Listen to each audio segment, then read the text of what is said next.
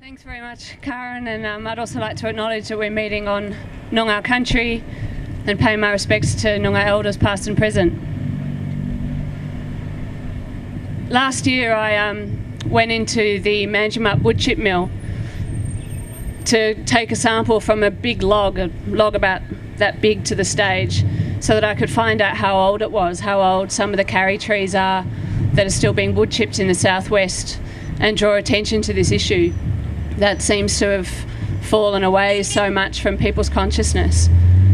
We sent that sample off along with another one that was taken from the middle of a stump in a clearfell down the road that had just been clearfelled a few months before, and found out that the log that was in the wood chip pile was 600 years old, and the log that, the stump from the tree that was in the clearfell was 450 years old. So these are trees that have been growing in our southwest forest for 200 or 300 years longer than white people have been in Western Australia. Trees that have been growing here since before Joan of Arc and Shakespeare.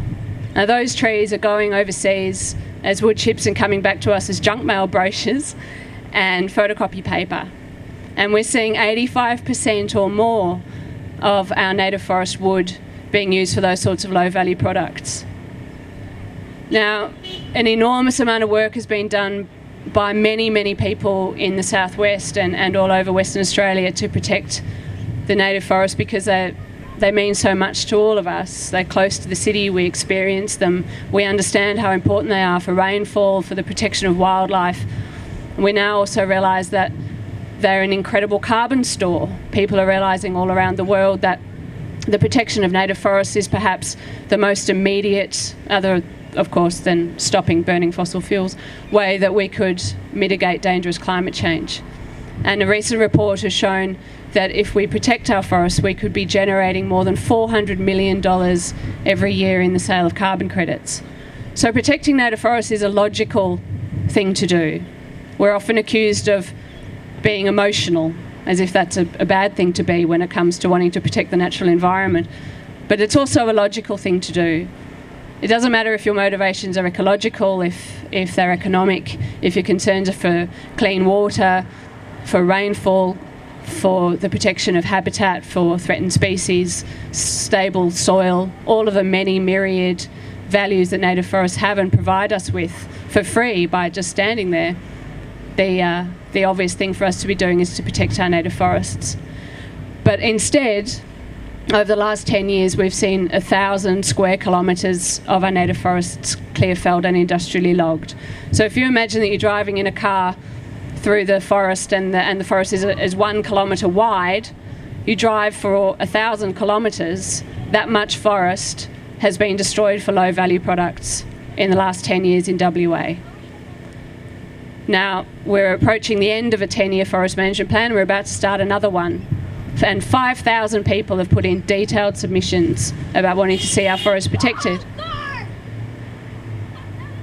And what we've got is the Greens with a fabulous native forest policy. They'd see all of our native forests protected.